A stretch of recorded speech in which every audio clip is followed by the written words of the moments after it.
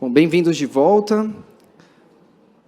Agora a gente vai... Essa é a última mesa do dia, não, né? Tem mais. Então, a última mesa vai ser bem especial também. Bom, pessoal, essa mesa, propositadamente, ela foi colocada para ser logo na sequência da discussão sobre o acesso ao tratamento sistêmico, porque, como a gente viu, grande parte do rastro do problema está também em toda a evolução desse processo de avaliação de tecnologias em saúde, que, pensando em termos de política pública, é um processo historicamente recente. A lei que criou a Comissão Nacional de Incorporação de Tecnologias no SUS é uma lei de 2011, a gente começou realmente a ter uma prática em 2012, então a gente tem um pouco mais de 10 anos de processo. Como eu disse, em termos de reflexão e de aprimoramento e amadurecimento de política pública, ainda é um fluxo bastante novo e que, certamente, ao longo dos próximos anos, vai passar por um intenso processo de amadurecimento. Eu vou chamar na mesa os nossos debatedores. Essa vai ser uma mesa de debate, não vai ser uma mesa de apresentações. Então, eu gostaria de chamar ao palco, com muita satisfação, eu chamo aqui Vânia Canuto. A Vânia, que foi diretora da Conitec por muitos anos, ao longo aí desses 10, acho que uns 5, né, mais ou menos, Vânia, você foi diretora, e a Vânia, ela trouxe alguns avanços muito, muito importantes, alguns que eu gostaria de destacar, porque foram lutas aí intensas, muitos diálogos com os tomadores de decisão na época, né? Destacaria principalmente o aspecto de transparência. Hoje a gente consegue assistir às reuniões e saber não só qual a decisão foi tomada, mas como a decisão foi tomada. O que me parece ser até mais importante é a gente saber como que as coisas foram tomadas, para a gente poder confiar nas decisões. A gente precisa saber como é que elas foram tomadas. E não só receber a decisão e, eventualmente, ter que aceitá-la ou não. E ela foi uma grande entusiasta disso. Eu lembro a primeira vez quando o Denizar Viana assumiu a Secretaria de Ciência e Tecnologia, acho que ele não tinha nem tomado posse ainda, a gente fez uma reunião, a Luciano, o Rafael, a Vânia e o Denizar, e uma das nossas discussões era essa, se seria possível garantir transparência. E a Vânia foi uma que, na hora, ele falou assim, acho que é perfeitamente possível a sociedade enxergar. E óbvio que a gente sabe que existem muitos desafios internos, muitas barreiras internas, resistências, né? Transparência é aquela coisa. Tem uma pesquisadora que ela fala assim, a transparência ela vai te libertar, mas antes vai te deixar puto. Porque até você conseguir saber como é que você vai lidar com aquela pressão inicial, depois flui. Flui e fica melhor, porque você consegue realmente validar a sua decisão, dar muito mais crédito a ela. Mas até isso acontecer, há muita resistência. A Vânia é especialista em políticas públicas e gestão governamental do governo federal desde 2001, economista pela Universidade Federal do Rio de Janeiro, com mestrado em gestão de tecnologias em saúde pela Fiocruz, foi gerente substituta da avaliação de medicamentos novos da CEMED, Anvisa, atuou como presidente da Conitec no Ministério da Saúde e também foi representante do Ministério da Saúde no Comitê Técnico Executivo da CEMED. Atualmente, ela é diretora da principal associação de avaliação de tecnologias em saúde do mundo, a Health Technology Assessment International, HTAI, desde 2020. Então, Vânia, seja muito bem-vinda. Você já teve alguns eventos do Oncoguia e é muito bom te ter aqui, mesmo pós-Conitec. Por favor, é para sentar aí, a casa é sua. Eu vou chamar também para sentar aí ao seu lado o André Sassi. O André possui... Eu vou pedir só, André, para que você sente um pouquinho mais para cá, porque a gente vai ter a Vanessa Taishi no telão. Então, se você puder sentar aqui nessa... Isso. Você vai tampar a Vanessa. O André também é um velho parceiro do Oncoguia. Não é velho, é jovem, mas ele já é um parceiro do Oncoguia já há bastante tempo, né?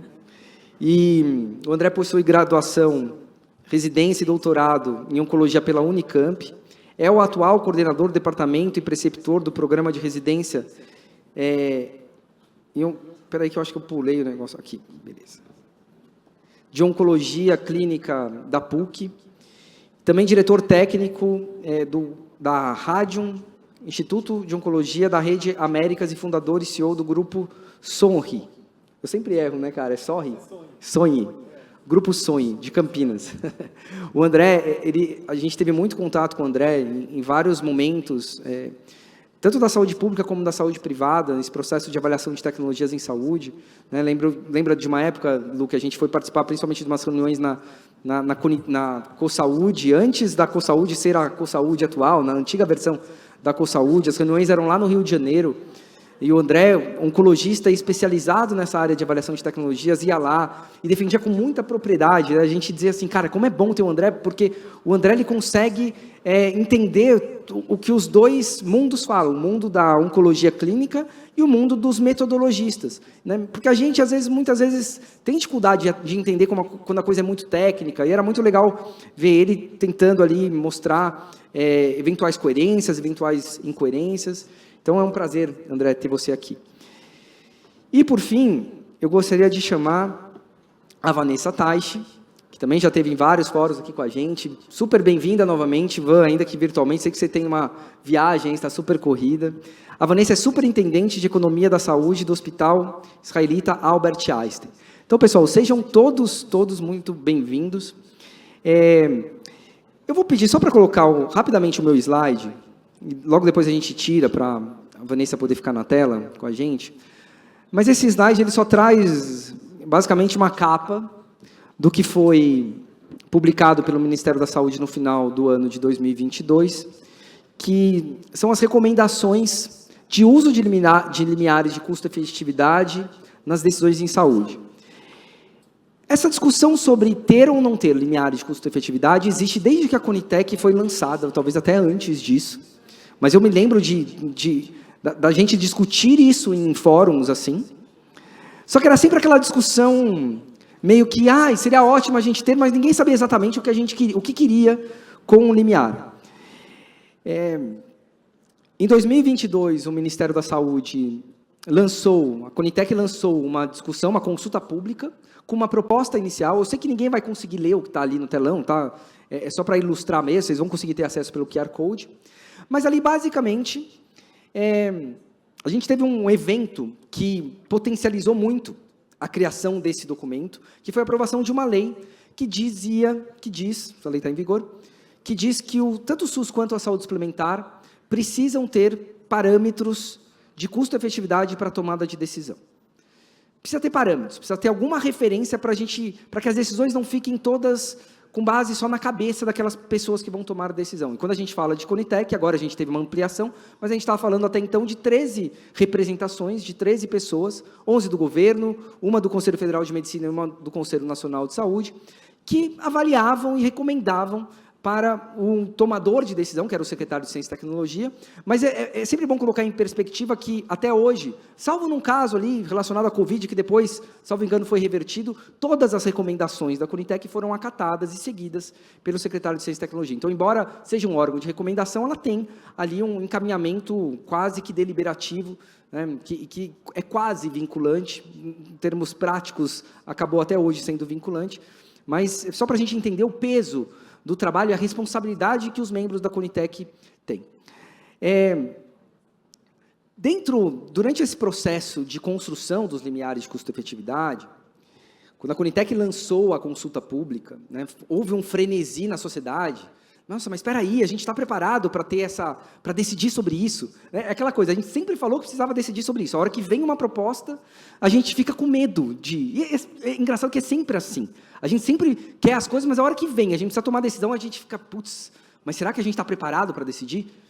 A verdade é que a gente nunca vai estar preparado para tomar decisões que vão alterar substancialmente ou de alguma forma, alterar aquele nosso status quo. A gente nunca vai estar 100% preparado para aquilo. Mas uma coisa que chamou a atenção nessa época é que, tendo ou não um documento de limiar de custo-efetividade, se você fosse analisar as reuniões, já existiam critérios que estavam na cabeça dos membros e que eles seguiam. Então, ter ou não ter, já existia critério, só que esses critérios eram objetivos. Agora a gente está tentando objetivar um pouco mais os critérios. Ter critérios ruins, eventualmente, pode ser melhor do que não ter critério nenhum claro. Porque quando você sabe que o critério é ruim, você pode propor ajustes objetivos. Olha, essa parte do critério é ruim, acho que não deveria ser assim, deveria ser assado. A hora que você não tem critério nenhum explícito, mas critérios implícitos na cabeça de cada pessoa, você não consegue dialogar, você não consegue propor melhorias. Você vai ficar sempre meio que patinando ali. Eu vou só citar alguns pontos que foram muito... que preocuparam muito as pessoas, as instituições, na época da consulta pública. Primeiro que esse limiar, que seria a nossa disposição a pagar ali, baseado na efetividade da tecnologia, aquilo seria seguido à risca, ou seria só um critério que depois se somaria a outros critérios. E parecia ali no documento que aquilo seria só um critério. Mas não tinha clareza de quais seriam os outros critérios a serem considerados. Essa foi uma crítica que na época foi feita. Outra crítica que foi feita, que a gente viu aqui também na própria fala do Fernando, é que limiar cria disposição do Estado a pagar, dependendo de um benefício que aquela tecnologia mostra e do custo daquela tecnologia. Mas a gente não... É difícil você discutir disposição se você não discute a capacidade que você tem para pagar. Uma coisa é eu ter disposição para pagar, outra coisa é eu ter o dinheiro para pagar.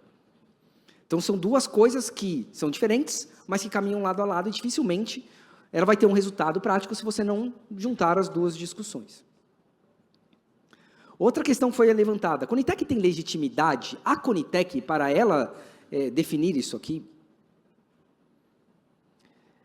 A Conitec é formada por 3 pessoas, são ali, né, há alguma representatividade, mas será que a nossa disposição, enquanto sociedade, pagar, é algo que tem que vir ali da Conitec? Tudo bem, teve consulta pública, mas no final quem tomou a decisão ali foram os membros que encaminharam. Será que esse seria o melhor canal para tomar essa decisão? Acho que esse é um ponto. Outro ponto, que eu acho que esse talvez seja o principal, que é o medo de todo mundo, a hora que uma determinada tecnologia não atingir um determinado limiar, a gente vai desistir do paciente? Ou aquilo é simplesmente um ponto de partida, a partir do qual a gente vai estressar o sistema para que o ponto de chegada seja garantir a tecnologia certa para o paciente certo, na hora certa, na dose certa. Não é garantir coisa ruim, o que não é necessário, é garantir a tecnologia certa, para a pessoa certa, na hora certa, na quantidade certa.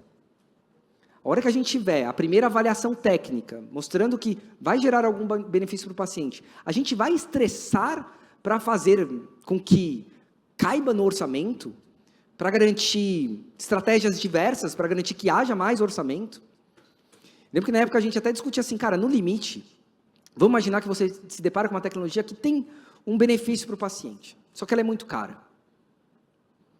Antes de eu dizer não, se eu considero que ela tem algum benefício, quais instrumentos legais que eu tenho, quais ferramentas que eu tenho para tentar fazer com que ela caiba?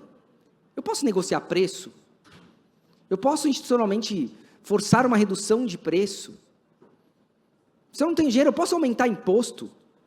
Eu estou falando aqui no extremo, não acho que tem que aumentar imposto, mas assim, eu preciso ponderar as ferramentas que eu tenho para poder tomar a decisão. Posso aumentar isso? Posso quebrar patente? Estou falando coisas extremas, que não deveriam ser ponderadas logo de início, mas elas sempre devem estar num horizonte para que a gente possa tomar decisões partindo daquela premissa básica, de que ninguém vai ser deixado para trás. Essa eu acho que foi o principal medo de todos que participaram desse processo. A Vânia liderou esse processo, né? Ela estava lá na Conitec na época em que essa discussão aconteceu. E especialmente por isso, Vânia, eu queria ouvir um pouco de você, assim, como foi para você essa experiência, você compartilhasse um pouco para a gente como que surgiu, como que isso realmente ganhou tração ali dentro da Conitec, e como é que você, até agora que está de fora, né, enxerga e analisa todo esse processo, tanto o processo de início de construção, de deliberação final, e de como que isso, eventualmente, que respostas que a gente na prática já tem, se é que a gente já tem algum tipo de avaliação prática desses limiares. Obrigado, Vânia. Obrigada. Vocês estão me ouvindo? Sim. Na verdade, eu estive na Conitec desde antes da Conitec existir, né? Junto com a Clarice, que era diretora, e a gente construiu o decreto, portaria e tudo. E, na verdade, eu me lembro lá, a gente já estava no começo da Conitec, não tinha tido nenhuma reunião, e a gente fez um workshop com o NICE, Na verdade, eu já tinha ido, quando eu trabalhava no DECIT e antes na Anvisa, já tinha ido no NICE, já tinha ido na Austrália, em todos esses órgãos, e todos tinham limiares de custo-efetividade. E aí eu conversei nesse workshop lá no começo com um professor, né, que tinha sido coordenador da primeira reunião do NICE, e perguntei, porque todas essas agências já estabeleceram limiares lá em 1999, há muitos anos atrás. Como é que eles tinham definido, né, o limiar deles? E aí ele falou, olha, a gente definiu com base na nossa experiência, não existia nenhum estudo na época, existia só aquela coisa dos $50 mil, que se falava muito, que também a gente estudou, eu estudei no mestrado, meu mestrado foi sobre limiar de custo-efetividade. Então, o meu e da Cora, né, que está lá ainda na Conitec ainda, a gente estudou isso na época na Fiocruz.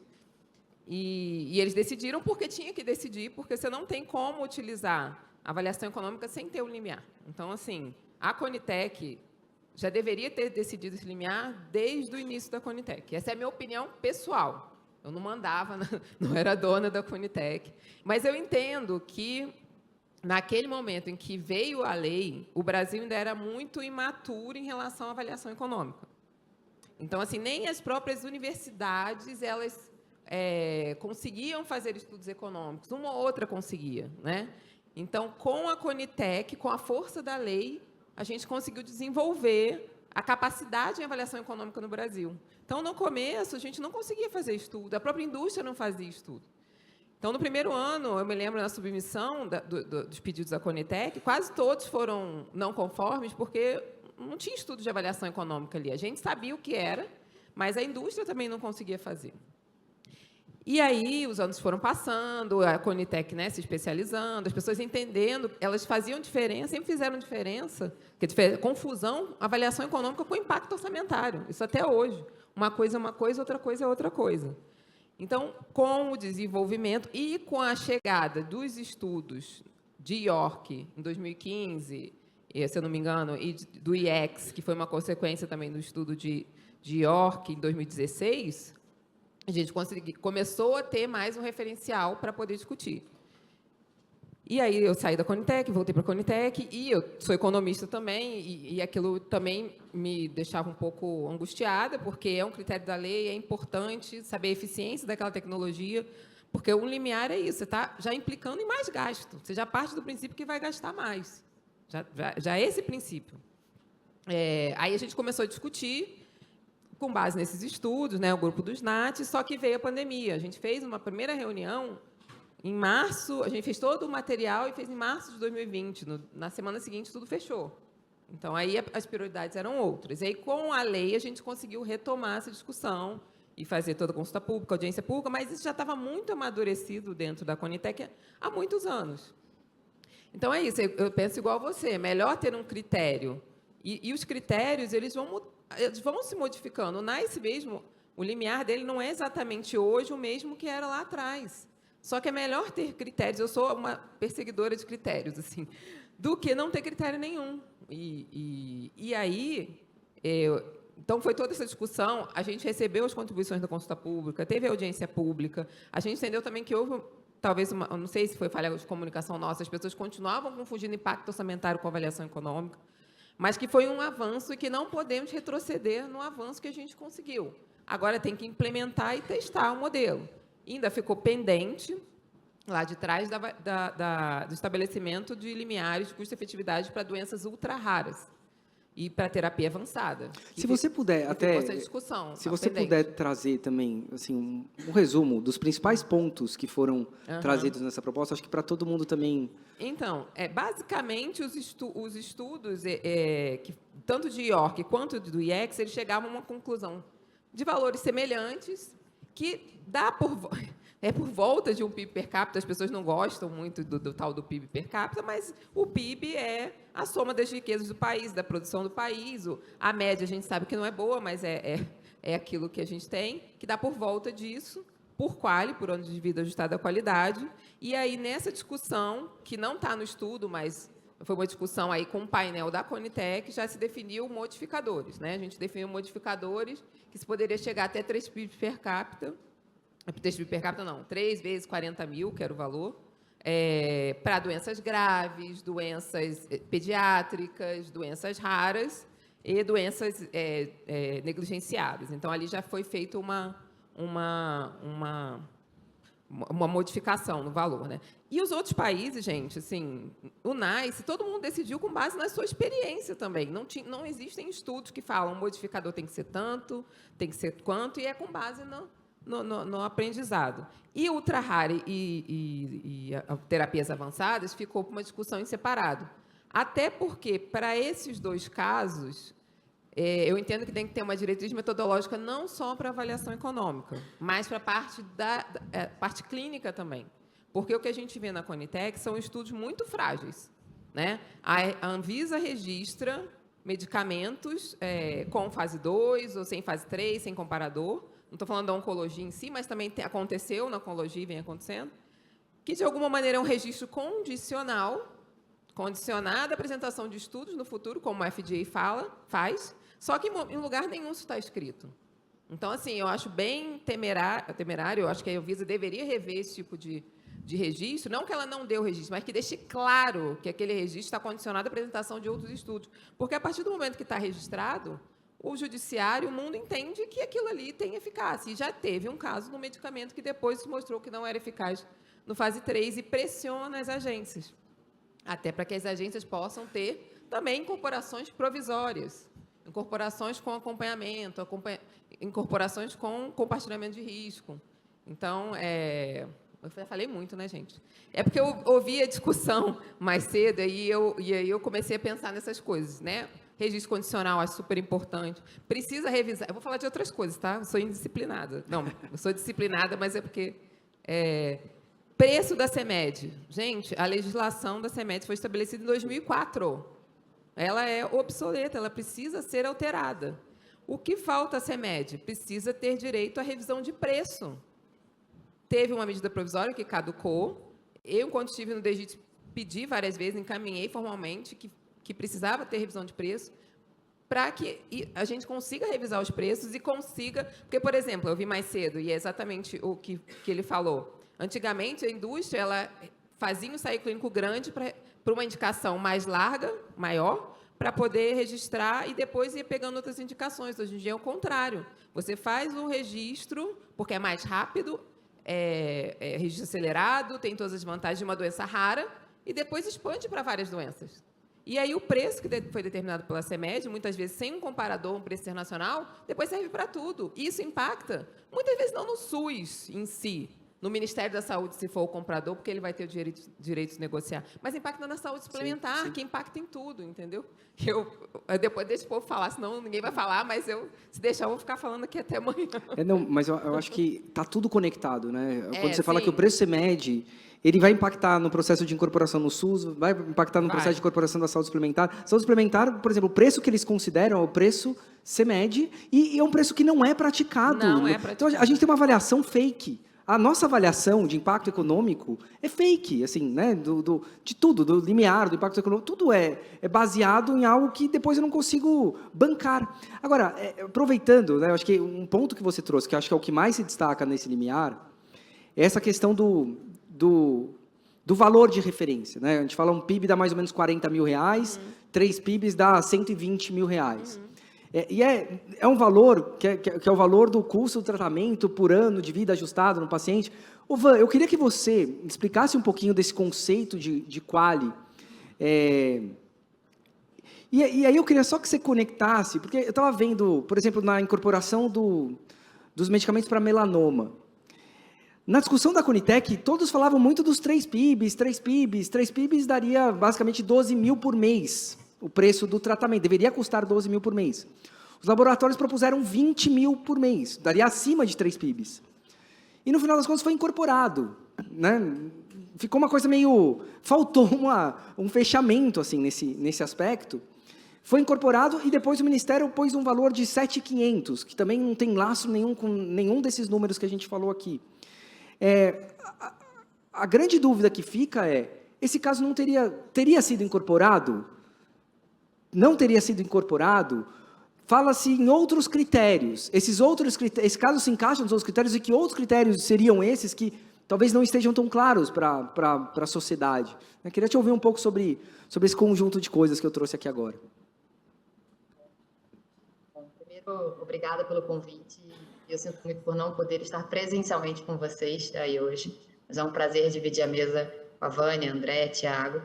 E eu vou só fazer uma introdução, Tiago, até que foi a base principal da contribuição que a gente fez aqui no Einstein para a consulta pública na época, que é quando que a gente consegue usar a avaliação de tecnologia em saúde para priorizar a incorporação de tecnologias no sistema de saúde. E aí, falando mais do ponto de vista conceitual, e são três formas principais. A primeira delas é quando a gente tem um objetivo de saúde a ser alcançado e a gente quer alcançar esse objetivo de saúde com o menor custo possível. O segundo caso é quando a gente tem um orçamento disponível e a gente usa a avaliação de tecnologia em saúde para priorizar as tecnologias que mais beneficiam a população dentro desse orçamento. E o terceiro momento é quando a gente tem um limiar de custo-efetividade e não tem claramente um orçamento limitado. A questão, e aí a minha crítica a gente parar no limiar de custo-efetividade, e eu concordo com a Vânia que a gente tem que ir em etapas, e também sou fã de ter critérios explícitos e transparentes, é que a gente não atende plenamente a nenhuma dessas três situações, né? Porque a gente não consegue claramente entender quais são os objetivos de saúde a ser alcançados. Eu sei que eles têm que estar ligados com as políticas de saúde, mas não é tão claro assim quando a gente avalia as políticas. A gente não tem um orçamento, pelo menos explícito, que a gente consiga dizer qual é o tamanho exato do orçamento para novas incorporações. E aí agora a gente tem um limiar de custo-efetividade que não conversa com esse orçamento. E aí que está a minha principal crítica, né? Eu acho que falta essa discussão do orçamento. Mas falando sobre a publicação e a definição do limiar, eu acho que implicitamente ela faz uma definição que eu acho super importante, que é de um objetivo a ser alcançado, que acaba sendo de maximizar o QALY, que é o ano de vida ajustado para a qualidade. Então, de uma forma muito simples, o QALY ele é como se a gente ajustasse o tempo de vida que as pessoas têm por um fator de qualidade de vida. Então, se eu quero maximizar o QALY, significa que eu vou priorizar tecnologias que aumentem o tempo de vida das pessoas ou aumentem a qualidade de vida, ou, idealmente, aumentem as duas coisas. E eu consigo converter todos os ganhos que as novas tecnologias trazem em relação ao mesmo desfecho. Para mim, esse foi o principal ganho dessa definição do limiar, quando a gente define que a gente vai priorizar os anos de vida ajustados para a qualidade. Bom, dito isso, eu acho que agora a gente vai ter vários desafios no uso desse limiar, exatamente pelo que você trouxe, Tiago, porque a gente já historicamente incorporou uma série de tecnologias, sejam para doenças raras ou não, que não ficavam dentro desse limiar. E eu tenho uma outra preocupação, que é, sabendo que agora a gente tem o limiar, a maior chance é de que sejam feitos pedidos de incorporação que respeitem esse limiar. E aí, o que a gente vai fazer? Porque a gente vai continuar não tendo orçamento suficiente para incorporar tudo. E aí a gente vai ter que ter outros critérios, e a própria publicação do limiar fala sobre isso, sobre esses outros critérios, para priorizar as tecnologias que atendam o limiar. Então, acho que o limiar é realmente um passo inicial e torna algumas questões bastante explícitas, mas ele não resolve o nosso problema de orçamento. E aí, para finalizar aqui, eu faço uma sugestão, que eu acho que pode ser um caminho, e aí eu falo isso quase com dor no meu coração, porque eu já defendi o oposto no passado, né? E aí a Vânia certamente vai se recordar aí na época da antiga Citec, onde a gente tinha períodos, janelas de incorporação. Eu não acho que necessariamente tem que ter janela de submissão, mas eu começo a pensar se a gente não deveria ter incorporações em períodos definidos. Então, eu vou incorporar tecnologias a cada ano, e aí eu vou receber as tecnologias ao longo desse ano, e aí eu vou priorizar as tecnologias dentro do orçamento disponível, usando os critérios de custo-efetividade, para ter certeza que eu estou maximizando a saúde da população frente àqueles critérios disponíveis. É aí como um tema para a nossa discussão também. Muito bom, Van. André, você já trabalhou aí, experiência de ter ajudado a construir dossiês de submissão. Com esses limiares, por exemplo, o que você acha que mudaria, né, facilitaria, prejudicaria esse trabalho, por exemplo, que você fez de submeter? Fico pensando assim, a sociedade civil, né, quer submeter alguma tecnologia. Agora a gente tem esses limiares para trabalhar, na verdade a gente tem uma série de critérios que vão servir como referência para quem vai tomar decisão. Você considera que esses critérios ajudariam você, eu falo você aqui, mas você como um especialista, um cara que sabe elaborar o dossiê, mas para a sociedade civil, é um bom aspecto, assim, é algo que pode ser bem aproveitado? Eu acho que é um ponto de partida importante. Eu concordo com todos os argumentos da Vânia, da Vanessa. O que você falou no início de é melhor ter um critério ruim do que não ter nenhum. Acho que esse é o ponto de partida da definição de limiar de custo-efetividade e no próprio planejamento do orçamento que a gente vai ter para gastar dentro de programas para certas doenças. Acho que a grande questão em oncologia é ter um programa de tratamento e de diagnóstico precoce, de prevenção do câncer, e ter um orçamento global para isso. Vou contar um pouco anterior como eu comecei até nessa questão de desenvolvimento de dossiês. Em 2014, acho que foi publicada uma diretriz de avaliações econômicas, e eu fiz parte do grupo técnico que discutiu essa diretriz de metodologia de avaliações econômicas para o Ministério da Saúde.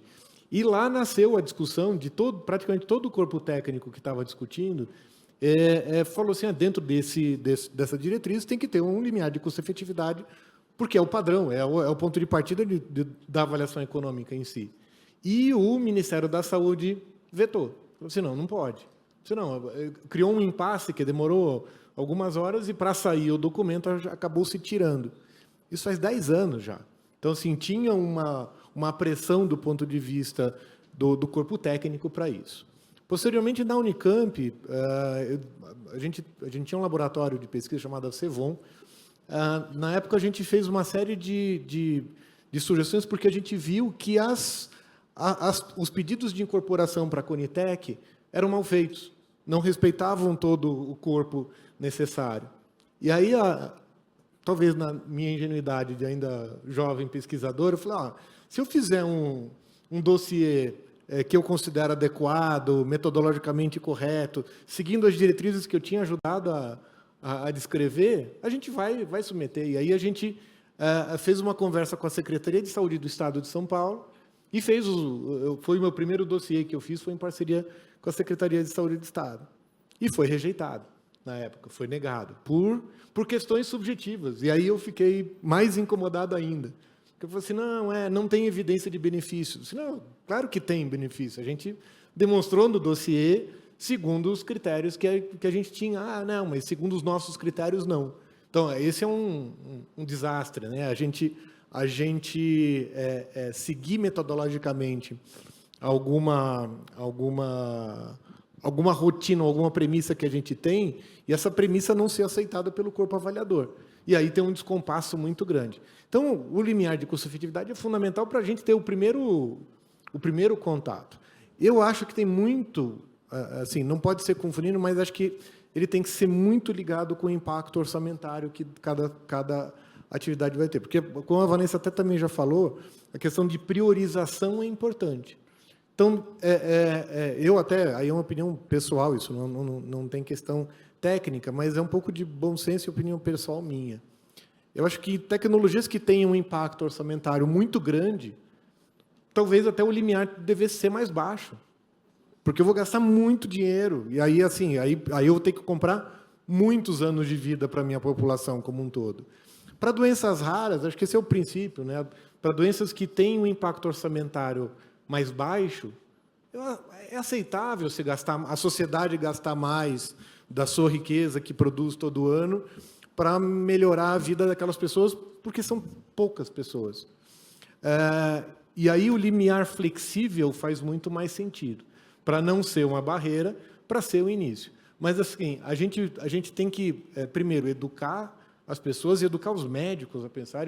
Ainda fico muito triste de eu ter ainda poucos colegas que eu consiga compartilhar e dividir essas responsabilidades nas reuniões com a ANS, com a própria Conitec e tudo. Porque eu vejo oncologistas clínicos falando assim, não, economia é chato. Assim, eu quero convencer as pessoas que a economia é muito legal, né? Mas, pelo menos agora, assim, eu fiz força para voltar para a academia agora na PUC para justamente formar pessoas que pensem nisso. que pense nisso nas suas escolhas, porque não é fazer escolhas para o seu paciente olhando financeiramente. É o contrário, é ter responsabilidade social pelas escolhas que se fazem. Para a gente estressar o sistema no máximo. Só para terminar, Tiago, também, eu me dá o microfone e eu fico divagando, né? Só uma questão do preço, eu acho que é fundamental. Uma coisa que eu sempre fiz, mesmo também sem muita base teórica para trás, mas para mim era uma lógica dentro do meu trabalho, e acho que talvez a visão de um oncologista clínico em estudo econômico faça isso. Eu olhava para o preço como uma variável também. Eu não aceitava o preço da CEMED, como dizer, é esse preço, e aí essa tecnologia, esse medicamento é custo efetivo ou não. Eu falei assim, ele é uma variável como todas as outras. E por que eu não posso estressar o modelo e usar como, dentro de uma das análises de sensibilidade, o preço, até para dizer, esse é o meu teto, dentro da premissa que eu tenho. Sim. Dentro do limiar de custo-efetividade que eu tenho. Mas eu tenho que ter esse limiar bem definido. Então, ele pode ser um ponto de partida para renegociação de preço futura. Então, assim, nisso não dá, eu vou ter que chegar nesse valor para eventualmente ser aceito. Sim. Então, eu acho que a precificação... Acho que o grande problema da sustentabilidade hoje, ou o maior problema que a gente tem, é justamente a precificação de tecnologia. Acho que a gente acaba caindo sempre nesse aspecto, né? E aí, pegando esse gancho, eu fico tentando assim, fazer um exercício prático. Vamos imaginar, pegar o caso da imunoterapia para melanoma. Eu uso muito esse exemplo porque eu acho que ele é muito caricato e também porque eu assisti essa reunião aí pelo menos umas 10 vezes. Então, está muito fresco na minha memória essa discussão de que todos ali estavam tentando trabalhar com um valor de 3 PIBs, né? Já partindo da premissa de que o valor de 3 PIBs para uma situação mais rara, né, que tinha uma doença bastante negligenciada, um impacto significativo, seria algo, no entendimento ali de quem discutiu aquilo na Conitec, seria algo bastante razoável. E o limiar daria 12 mil, só que na discussão ali com os laboratórios, o valor ficou em 20 mil e não saiu dos 20 mil. E eu fico pensando assim, né, se a gente tivesse esse limiar definido, como que eu fico pensando, eu como cidadão participaria desse processo? Se entrou para a consulta pública com uma recomendação, de repente ali de não incorporação, e eu sei desse racional, e eu sei que o limiar é aquele, eu ia tentar mobilizar os fabricantes a chegarem naquele valor. E obviamente que eles teriam todo o direito e legitimidade de falar assim, eu não consigo chegar nesse valor. Só que aí eu acho que para a discussão ficar cada vez mais rica e transparente, eles iam ter que mostrar por que não conseguem chegar naquele valor.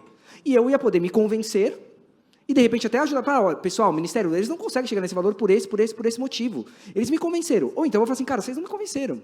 Desculpa, vocês não me convenceram. Vamos chegar em 12?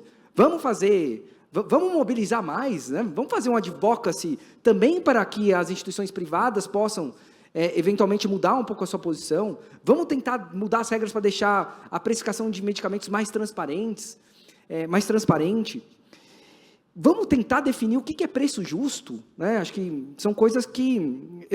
obviamente, eu estou disposto a ser convencido, mas eu quero estar com as informações todas na mesa, para poder, eventualmente, lutar para algo que me parece mais justo, equilibrado para o sistema.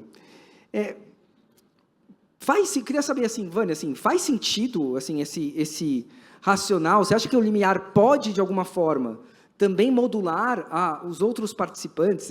Eu vi lembrei de um outro detalhe, numa reunião que eu assisti recentemente, em que foi para a consulta pública desfavorável, e na consulta pública, os laboratórios propuseram uma série de descontos. Eu lembro que até na apresentação, falei assim, a gente vai apresentar 50% de desconto. E quando eu vi aquilo, eu falei assim, cara, mas se fez 50% de desconto agora, por que não fez antes? Assim, eu sei que o sistema também, o modelo, ele força as pessoas a testarem isso, né? Tudo é uma questão de... o modelo regulatório, ele também vai induzindo as partes a se posicionarem de acordo com as regras do jogo. Então, não estava fazendo nada de errado. Mas eu confesso que me incomodou, porque eu fiquei pensando assim, cara, se daria para fazer 50%, imagina se tivesse incorporado, a gente teria gastado 50% a mais. Eu tinha que ter pichinchar, assim, né? Se não tem essa pichincha, eu ia pagar os 50% que eu não precisaria pagar. Mas é um amadurecimento da discussão. Desculpa, só não, mas eu amadurecer mesmo. O limiar ajuda nisso? Assim, você acha que o limiar também ajuda nesse aspecto?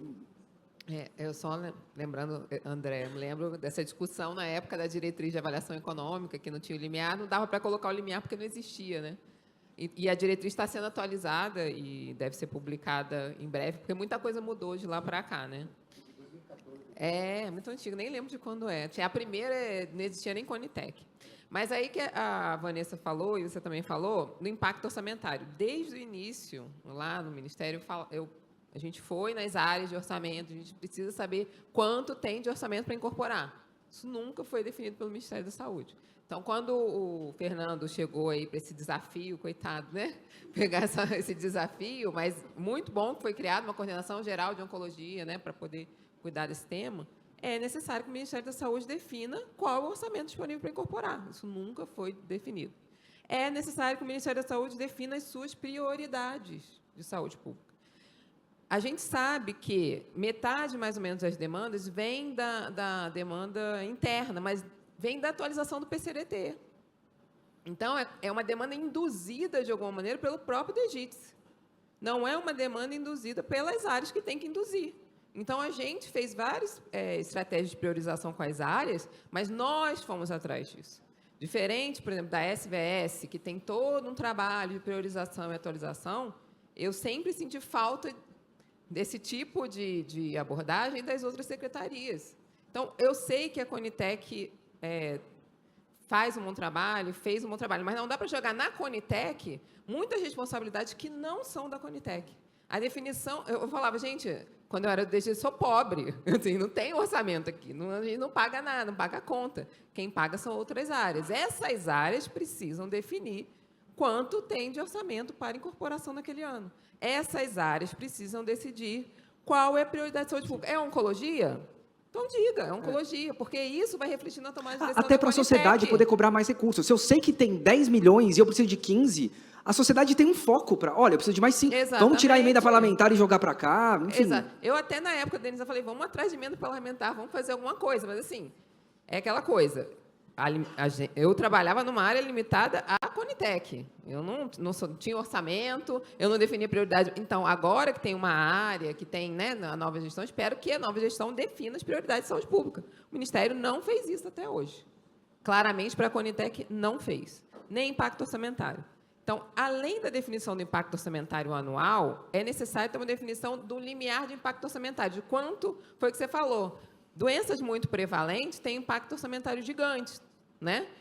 E com pouca prevalência, tem, talvez o impacto orçamentário, o custo unitário é muito alto, mas o impacto orçamentário é baixo. Então, aí você tem limiares diferentes e precisa ter um limiar de impacto orçamentário. Então, tem um estudo recente, que é um estudo assim, bem ainda inicial, que foi financiado pelo BID, foi feito por IORC e pelo IEX da Argentina, que já começa a discutir limiar de impacto orçamentário. Então, lá no DGIS, quando eu estava, era a nossa meta. Agora, vamos discutir o impacto orçamentário. A gente precisa ter critérios para tudo.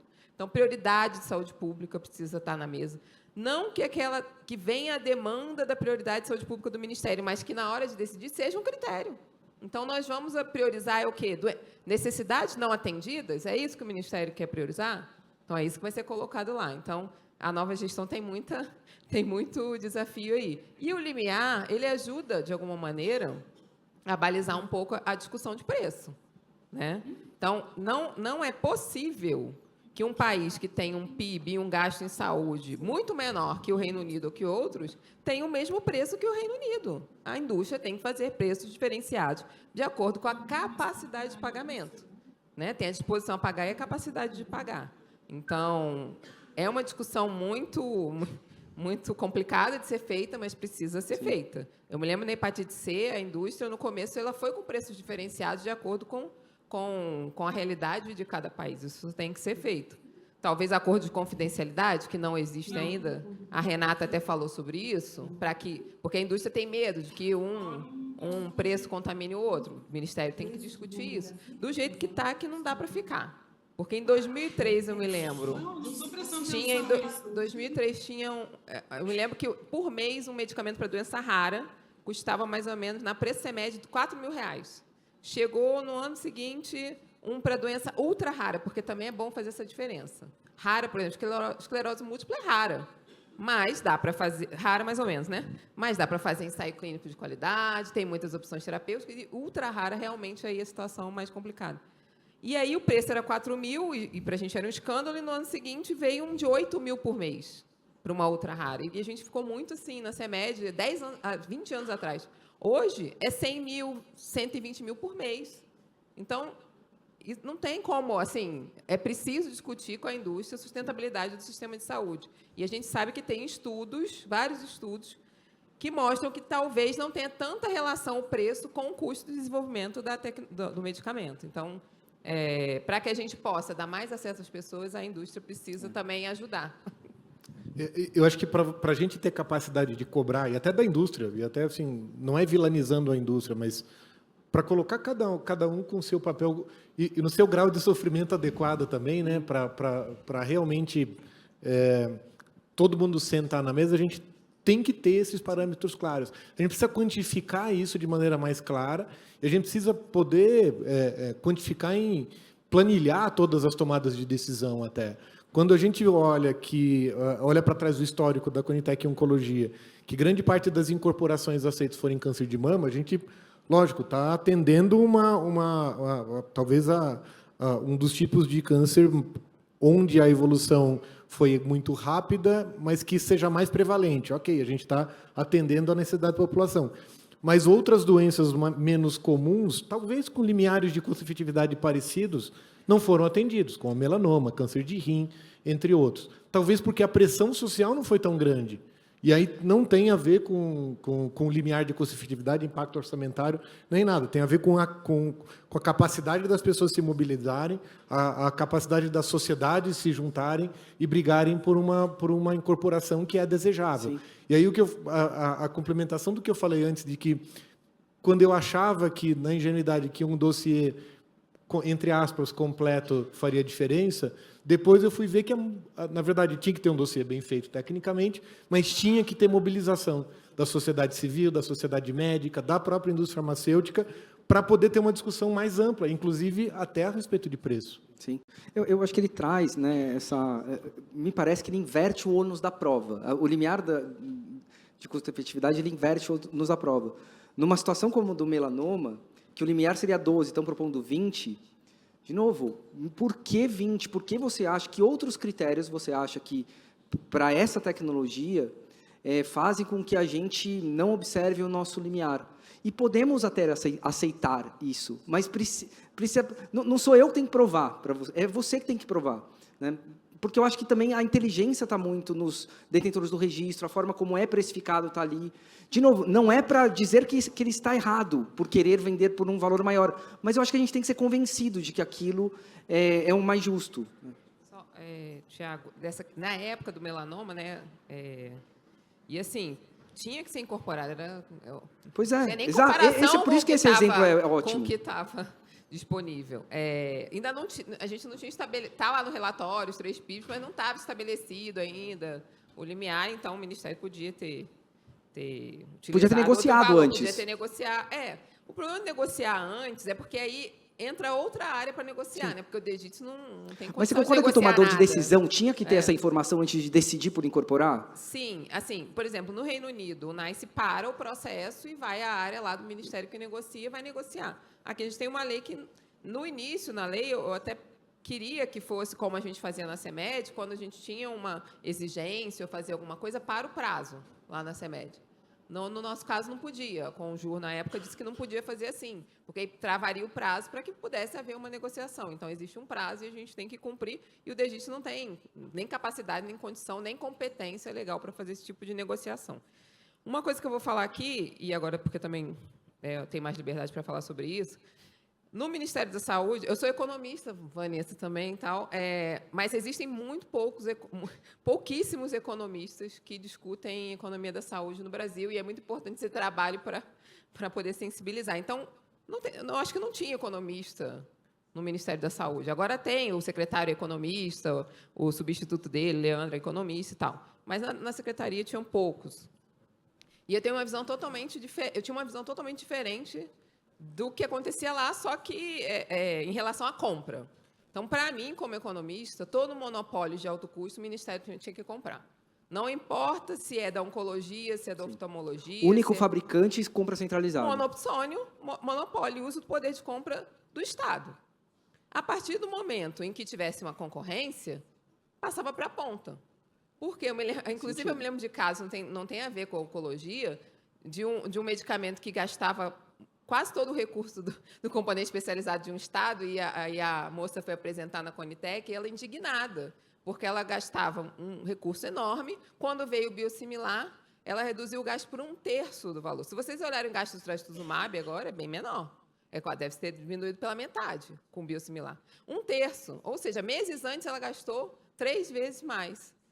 E ela conseguiu, como Estado, fazer aquilo. Então, a partir do momento que tivesse a concorrência, passava para os Estados comprarem. Essa sempre foi a minha opinião, só que, assim, talvez fosse uma opinião sozinha, independente da doença. Eu acho que o Ministério da Saúde tem que se posicionar em relação à compra de medicamentos de alto custo, compra centralizada. Não precisa o Ministério entregar na ponta, a indústria entrega, como já é feito para outros produtos. E é por isso que não chega. E mesmo se for incorporado via procedimento, deveria, pelo menos, respeitar o valor que foi discutido. Então, foram criados procedimentos na tabela com valores arbitrários, sem lastro, e que não garantem que o medicamento vai ter acesso, a pessoa vai ter acesso, porque, inclusive, o procedimento lá não fala o nome do medicamento. Então, o hospital pode comprar outro, mais barato, pode fazer isso, e a pessoa não tem acesso. Então, talvez precisem de mais economistas no Ministério da Saúde. Mas agora o secretário economista, o substituto economista... É legal ouvir essa nova Vânia aqui. Porque, gente, tem a questão... Eu trabalhava no Ministério da Saúde. Bizarro... Não era minha área. Então, o que eu estou falando não diz respeito à Conitec. Claro. Eu estou falando de respeito à área de acesso e assistência farmacêutica. Mas o bizarro, né, Tiago, é que, assim, não só não garante a incorporação, como causa distorções enormes, como gastar muito mais e não mudar nada de cuidado. É o que acontece em grande parte dos lugares, é isso. Quer dizer, transferir o dinheiro para os hospitais de uma forma, acho que indevida. Sim. Van, não sei se você queria comentar alguma coisa também. Eu queria, rápido. Eu concordo integralmente com o que a Vânia falou. Eu acho que tem uma necessidade muito grande de se definir esse orçamento, até para saber os limites, né? Porque uma preocupação que eu tenho com esse novo cenário em que a gente tem um limiar bem definido é que isso acelere aprovações, uma vez que a gente defina qual vai ser o limite de preço que o fabricante vai poder submeter para caber dentro daquele limiar de custo-efetividade, mas que a gente continue tendo um cenário em que, embora tendo uma recomendação favorável da Conitec publicada no Diário Oficial, não existe orçamento para efetivamente comprar aquela tecnologia e disponibilizar para os pacientes. Então, a gente vai ter o cenário de uma incorporação teórica, porque a gente não tem orçamento para incorporar. E, no final das contas, a definição do preço e a decisão de incorporação das tecnologias, ela é uma concorrência entre diferentes incorporações. Porque se eu tenho um orçamento definido, embora eu não saiba qual ele é, mas ele existe, e eu tenho uma série de tecnologias que foram solicitadas para incorporação, elas estão concorrendo entre elas. Sim. Então, um outro pensamento que me ocorre é assim, ao definir um limiar de custo-efetividade, será que a gente também não está definindo qual é o máximo de desconto que os fabricantes vão estar dispostos a oferecer por um medicamento, por uma tecnologia, uma vez que já está cabendo dentro daquele limiar de custo-efetividade? Então, não foi o caso do melanoma, mas pode ser o caso para outras indicações. E aí, no momento em que eu torno esse processo absolutamente concorrencial, né? Então, está todo mundo concorrendo pelo mesmo orçamento. Será que isso, e aí talvez seja muito, esteja sendo aqui ingênuo da minha parte, mas será que isso não estimularia a realmente oferecer o menor preço possível, que seja viável para os fabricantes, para que a gente possa incorporar mais tecnologias dentro daquele orçamento? Então, mas acho que a gente volta sempre para essa necessidade de realmente se definir um orçamento, porque senão a gente está tomando decisões de incorporação com base puramente em custo-efetividade, o que é realmente uma etapa do processo de ATS, mas sem considerar se lá na frente a gente realmente vai ter dinheiro para comprar aquela tecnologia. Tem um fator modulador, se eu não me engano, nos limiares, mas que ele também fala assim que, mesmo que caiba no limiar, eventualmente pode não incorporar, que eu acho que é um pouco também para evitar esse tipo de coisa, né, que você pode eventualmente negociar mais, que você pode... Eu acho que tudo isso também vai estimular uma maior transparência, uma inversão do ônus da prova, vai ter que provar. Vai ter que provar. A gente pode se convencer de que o preço acima do limiar é justo, de que o preço igual ao limiar é justo, ou também se quer se convencer de que o preço no limiar é justo e querer reduzir. A transparência, ela, na minha opinião, eu falo muito de transparência, assim, talvez até eu tenho um viés assim por, né, acreditar tanto que eu acho que eu acredito até demais, mais do que eu deveria apostar nesta ferramenta, mas me parece trazer muita vantagem para a sociedade dar mais crédito para isso. Uma coisa que eu acho que tem muito a ver com transparência também, e que eu vi nessa reunião que discutiu os limiares de custo-efetividade, que eu confesso que eu tenho um pouco de resistência para concordar, foi uma discussão assim, por que, que a sociedade não aceita muito bem, por que a sociedade criticou muito, e aí é meio assim, porque falta comunicação. Falta comunicação da Conitec, falta comunicação. Acho que comunicação sempre é bom a gente melhorar a comunicação. Mas sabe o que eu fico pensando? A sociedade, e quando falam de comunicação, é de ensinar a sociedade o que é ATS, ensinar a sociedade do que é custo-efetividade, de entender o processo. Assim, vou pegar meu pai como exemplo, assim, que é um cara assim, que não tem internet, que não quer saber dessa área, ele quer saber em viver a vida dele, curtir as netas, né, e passar o final de semana tranquilo. Meu pai está preocupado com duas coisas, assim, um dia que ele ficar doente, ter acesso àquilo que for o melhor para ele, e a outra preocupação é de que ninguém engane ele para dar acesso a alguma coisa que ele não precisa, que vai fazer mal para ele. Acho que é isso que a pessoa quer. Ela quer, cara, saber que o sistema vai fluir da melhor maneira possível para ela, que ela não tenha que ficar se preocupando com esses detalhezinhos. E aí eu fico pensando, será que, ao invés da gente... Claro que comunicação, não quero tirar a importância da comunicação, da gente sempre ser transparente em relação a isso. Mas será também que não falta um pouco de uma autocrítica, né? Para saber, as pessoas que estão tomando a decisão estão conseguindo captar o que vem da sociedade? E aí não é só assim, ela escreveu aquilo. Às vezes a gente tem que captar o que não está escrito na consulta pública. Captar o que está nas entrelinhas da consulta pública. Para mim, a consulta pública do limiar, as pessoas estão perdendo tanto tempo discutindo o limiar, discutiram o medo. Era o medo que estava em jogo. Era o medo que a gente tem que... E por que o medo? Se a pessoa tiver confiança de que ela vai ter acesso quando a coisa for boa, e que ela só não vai ter acesso quando a coisa não for boa, é assim que a gente liberta a pessoa desse medo, né? Queria ouvir um pouco isso, assim, as pessoas estão decidindo, estão com esse feeling, assim, estão com essa perspicácia de captar, de saber que... de ter a consciência de não saber o que elas não sabem, eu diria assim, sabe? De saber da ignorância também que elas têm de captar, uma ignorância absolutamente natural, não é uma crítica a ninguém, assim, mas de saber que ela precisa captar coisas que ela não está também conseguindo captar da sociedade. Queria ouvir um pouco vocês, quem quiser comentar sobre isso. Vânia, talvez você... Não, com certeza. Eu acho assim, foi muito rica essa consulta pública, tinha muita coisa que não tinha a ver com o limiar, mas que a gente vê que são angústias das pessoas, né? E que aí... A gente também fica angustiado, mas a gente não consegue resolver tudo na Conitec, né? Tinham coisas relacionadas a financiamento, outras, né, que são de outras áreas do Ministério da Saúde, que são do Parlamento, que a gente não consegue resolver. Então, a gente também, pelo menos lá, a gente era muito sensível a tudo que todo mundo falava. Mas também a gente sabia que nem tudo dava para ser acatado naquele momento, porque existe todo o embasamento técnico para isso. Mas, sim, fique tranquilo, a equipe continua lá, o pessoal está todo lá e todo mundo tem muita sensibilidade. Às vezes, talvez a forma de falar não seja a mais adequada. Você que assiste todas as reuniões da Conitec, sabe tudo, mas fique tranquilo nesse sentido. Mas eu acho que tem muita coisa para avançar, a equipe que está lá é excelente, né? São as melhores pessoas, assim, servidoras, a coordenação toda feminina, por enquanto, ainda, e vai dar continuidade, o trabalho vai ser aprimorado, e é isso, é aprimoramento o tempo inteiro. Agora, você falou uma coisa que eu lembrei, não tem nada a ver com o assunto, mas você falou que um caso, no começo, que tinha sido, não tinha seguido a recomendação da Conitec, um caso da Covid, né? Que depois teria sido revertido. Não foi revertido. Foi revertido? Não, tá. Nem até agora. Estou esperando ser revertido. Obrigado por Mas não foi, não, tá bom?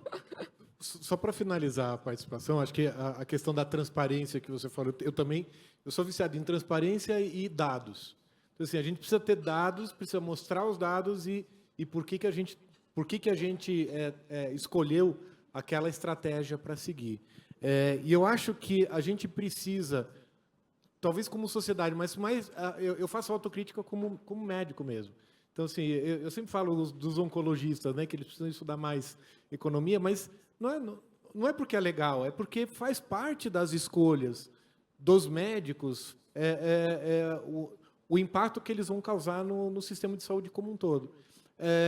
E uma outra coisa, entender o sistema de saúde como ele funciona, vai ajudar a gente a se organizar melhor para a gente saber como participar das consultas públicas.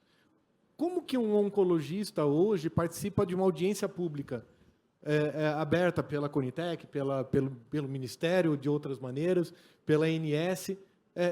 Ele deveria estudar como participar, porque a gente não é só ouvir a opinião do médico que está atendendo o paciente, que também é importante, mas ele precisa saber se expressar Sim. de maneira adequada e de que maneira a opinião dele vai ser ouvida de uma maneira mais clara.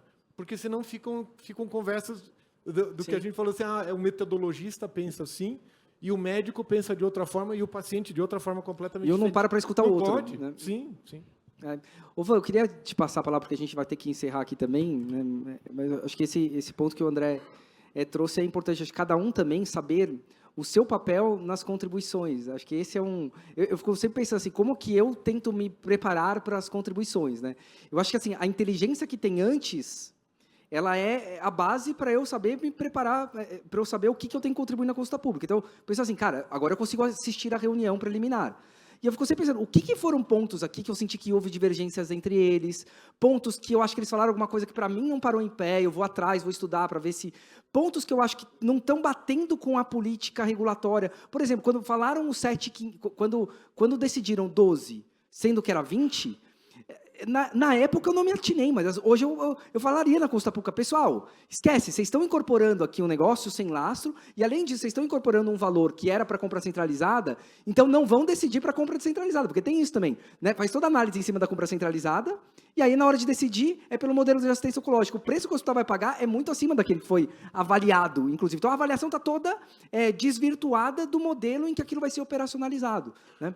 Então, eu queria...